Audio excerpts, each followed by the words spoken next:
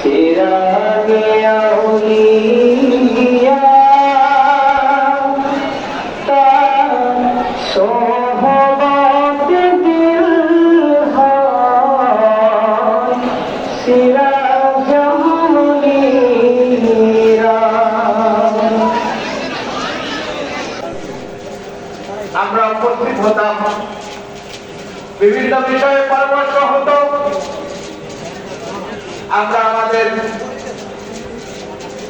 বুদ্ধি মোতাবেক হয়তো কিছু পরামর্শ দিতাম, কিন্তু দেখতাম হুজুর কেবলা কোন সিদ্ধান্তই তাড়াহুড়া করে নিতেন না।